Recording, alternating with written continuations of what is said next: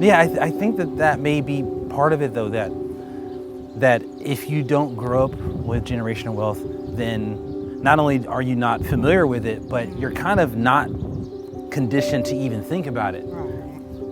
You know, because it's like it may be too unattainable. So it's better for you to focus on like go to college or get a good job or kind of like the fundamentals, instead of thinking about this big grand thing of generational wealth.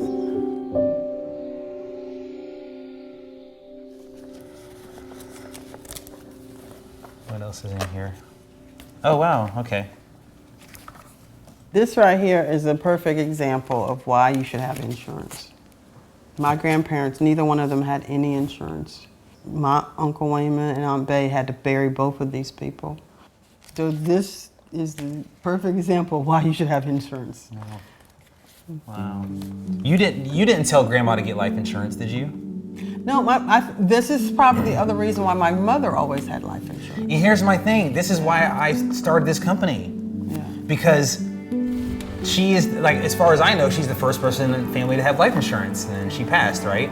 And then you're the first person to buy a house, and then like I'm the first person to go to college, and it's like, okay, like there's clearly something that's happening, right? There's like the modicum of generational wealth that's happening. You know, the family part is always wonderful because you see, like, you know, you see the kids and you see the history. But for me, the most important thing is you have to do right by your family. You just have to. That's the most important part I see in here. I mean, I know you ate a little bit, but I'm gonna make some breakfast tacos.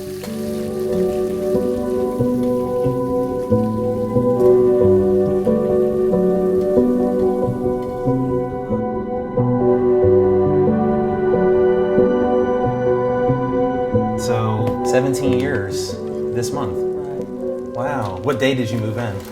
I think it was February 7th. February 7th, really? Mm-hmm. Wow. Almost 17 years to the day. What was the initial feeling that you did get from, like, okay, you move into the house? Was it comfort? Was it release? Was it peace? Was it a sense of accomplishment? Like, what was it? Oh gosh, it was a combination of those things. You know, I'm like, oh, I've done it. You know, I've accomplished this. Mm-hmm. You know, the payments I was making, the investment I made would go to someone else, and someone else could use it. So someone else would have a place to stay. Yeah.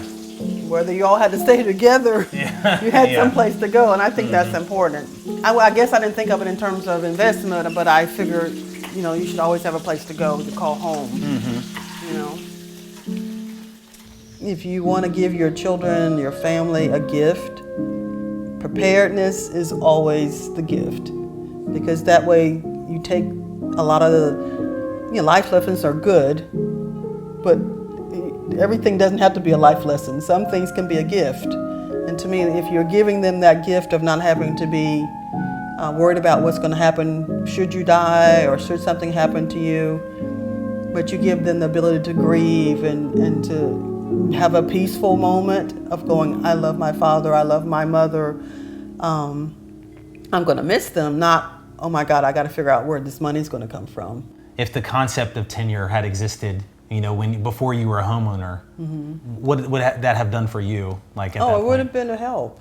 It would have been a help to know that, you know, there was some additional savings or some additional way to cover myself when I didn't have the steady income.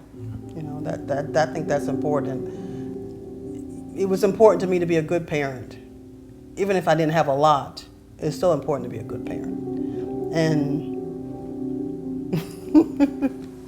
it's just that I didn't want to be the parent where my children didn't look like they were cared for. Your children are your investment as well, right? They're your legacy. Those people that walk out your house every day, their behavior, how they look, to me that says a lot about the parents. How they act says a lot about their parents, because it's what you've taught them, it's how you've cared for them, how you've made them feel loved.